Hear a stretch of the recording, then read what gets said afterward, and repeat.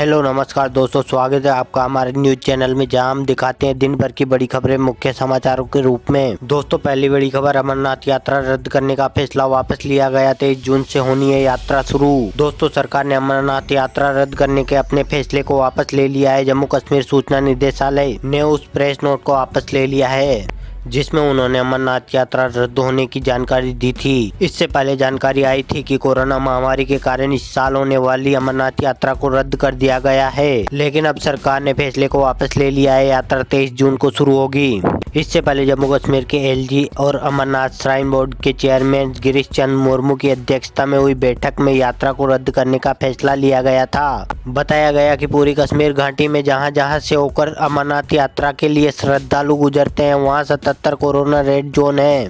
इसकी वजह से लंगरों की स्थापना, मेडिकल सुविधाएं, कैंप लगाना, सामानों की आवाजाही, रास्ते में पड़े बर्फ को हटाना संभव नहीं है। उपराज्यपाल एलजी गिरीश मुर्मू ने कहा है कि हालांकि सरकार ने लॉकडाउन को 3 मई तक बढ़ा दिया है, लेकिन अभी तक ये तय नहीं है कि कोरोना वायरस की वजह से देश में सारी गतिविधियां कब तक बंद रहेगी। उन्होंने कहा कि यात्रियों की सुरक्षा सरकार और प्रशासन की सबसे बड़ी प्राथमिकता है। दोस्तों, अगली बड़ी खबर, बिल गेट्स का पीएम मोदी को खत, कोरोना से निपटने के लिए आपकी तैयारी सराहनीय है।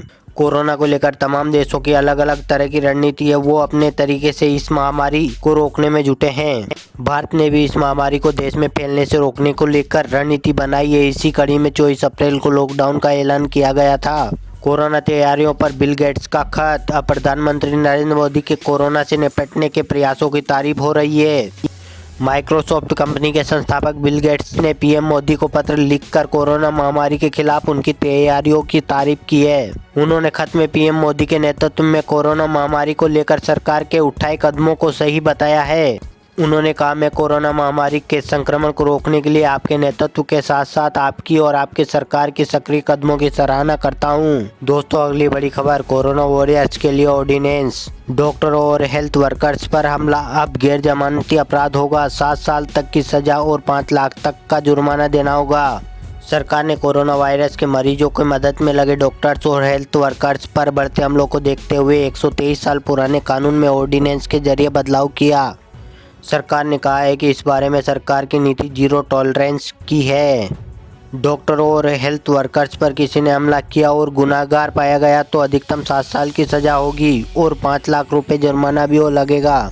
इस अपराध को अब गैर जमानती भी बना दिया गया है। चूँकि अभी संसद नहीं चल रही, इसलिए इस कानून में बदलाव के लिए कैबिनेट ने ऑर्डिनेंस को मंजूरी दे दी। ऑर्डिनेंस 6 महीने के लिए होता है। प्रधानमंत्री नरेंद्र मोदी की अगुवाई में बुधवार को हुई कैबिनेट की बैठक में यह फैसला लिया गया। बैठक के बाद केंद्रीय मंत्री प्रकाश जावड़ेकर ने कानून में बदलाव के बारे में बताया। उन्होंने कहा, महामारी कानून 1897 में बदलाव किए गए हैं। अभी RPC, CrPC, NSA, disaster management act है, लेकिन यह मांग थी कि पूरे देश के लिए कानून बने ताकि कोरोना से लड़ाई में शामिल डॉक्टर्स, हेल्थ वर्कर्स के लिए नियम कड़े किए जाए। दोस्तों, अगली बड़ी खबर, कोरोना से देश में अब तक 21,373 केस, महाराष्ट्र के बाद गुजरात में 100 से ज़्यादा मौतें। यहाँ अब तक 103 संक्रमितों की जान गई। आईसीएमआर का रैपिड टेस्ट के लिए प्रोटोकॉल जारी। देश में कोरोना वायरस से संक्रमित मरीजों की संख्या 21,373 हो गई है। महाराष्ट्र में सबसे प्रभावित राज्य है। यहाँ इस वायरस से अब तक 269 लोग दम तोड़ चुके हैं, जो देश में सबसे ज़्यादा है। इसके बाद गुजरात ऐसा राज्य है जहां कोरोना से मरने वालों का आंकड़ा 100 के पार पहुंच गया है। यहां अब तक 103 मरीजों ने जान गंवाई है। बुधवार को यहां 135 नए मरीज भी मिले। इसके बाद मध्य प्रदेश है, यहां अब तक 80 संक्रमित दम तोड़ चुके हैं। इस बीच कोविड-19 के लिए होने वाली रैपिड एंटीबॉडी टेस्ट को लेकर Indian council of medical research ने एक प्रोटोकॉल जारी किया है। आईसीएमआर ने सभी राज्यों के मुख्य सचिवों को जो चिट्ठी लिखी उसमें कहा है कि कोई मरीज कोविड-19 से संक्रमित है या नहीं, इसका पता लगाने के सबसे सटीक तरीका आरटी-पीसीआर टेस्ट ही है। इसमें संक्रमित के गले और नाक से स्वाब के नमूने लिए जाते हैं और शुरुआत में ही संक्रमण का पता लग जाता है। आईसीएमआर ने फिर दोहराया कि रैपिड एंटीबॉडी टेस्ट का इस्तेमाल सर्विलांस के तौर पर करना चाहिए। एक दिन पहले आईसीएमआर ने रैपिड टेस्टिंग किट के नतीजे को लेकर उठे सवाल के बाद इसके इस्तेमाल पर 2 दिन के लिए रोक लगा दी थी। लगातार 5वें दिन बुधवार को देश में 1000 से ज़्यादा नए मरीज मिले। बुधवार को अब तक 1270 नए केस सामने आ चुके हैं।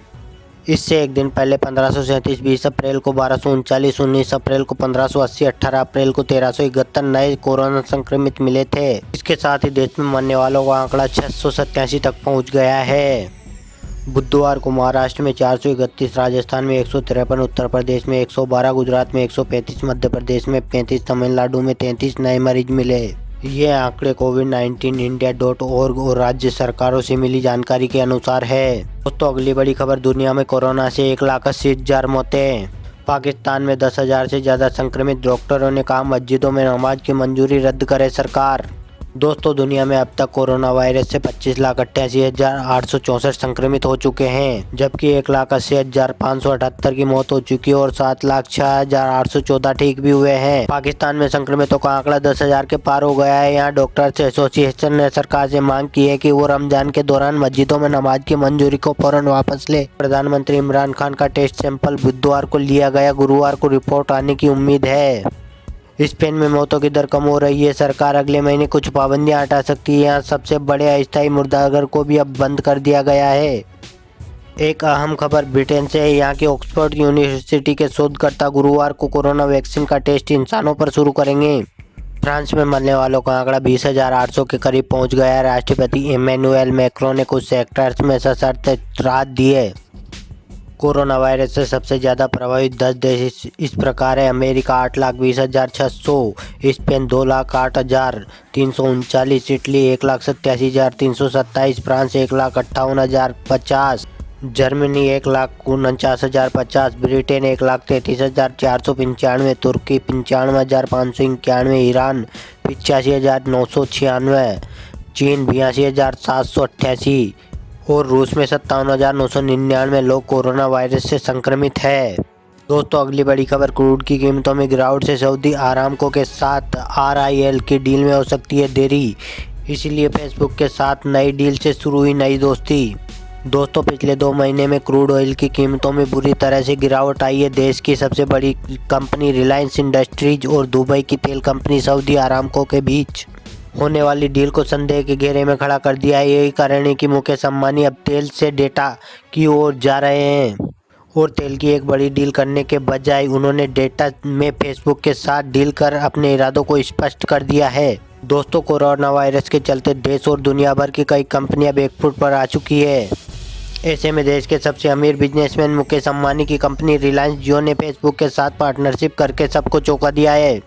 फेसबुक मुकेश अंबानी के जियो में 43,574 करोड़ रुपए का निवेश करेगी। इस निवेश के बाद जियो में फेसबुक की हिस्सेदारी 9.99% हो जाएगी। इस डील के बाद जियो का वैल्यूएशन 4.62 लाख करोड़ रुपए हो जाएगा। रिलायंस इंडस्ट्रीज लिमिटेड की शुरुआत धीरूभाई अंबानी ने की थी। अब इस कंपनी के CEO मुकेश अंबानी है। इस कंपनी के पास 110 ब्रांड और प्रोडक्ट्स हैं, वहीं 45 कंपनियों के साथ पार्टनरशिप है। दोस्तों अगली बड़ी खबर, शिवराज कैबिनेट में विभागों का बंटवारा, नरोत्तम मिश्रा गृह और स्वास्थ्य मंत्री बनाए गए। वहीं तुलसी सिलावट को जल संसाधन और कमल पटेल को कृषि मंत्रालय का जिम्मा। दोस्तों मुख्यमंत्री शिवराज सिंह चौहान ने मंत्रिमंडल के गठन के अगले दिन मंत्रियों को विभागों का बंटवारा कर दिया। नरोत्तम मिश्रा को गृह एवं स्वास्थ्य और परिवार कल्याण विभाग की जिम्मेदारी दी गई। तुलसी सिलावट जल संसाधन विभाग का काम संभालेंगे। गोविंद सिंह राजपूत सहकारिता और खाद्य एवं नागरिक आपूर्ति विभाग देखेंगे। कमल पटेल कृषि मंत्री बनाए गए हैं।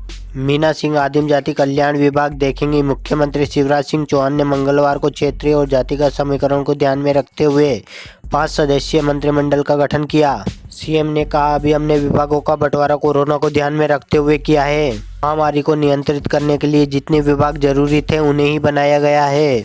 दोस्तों आपको हमारी न्यूज़ अच्छी लगी हो तो हमें लाइक करें, शेयर करें, सब्सक्राइब करें। जय हिंद, जय भारत, वंदे मातरम।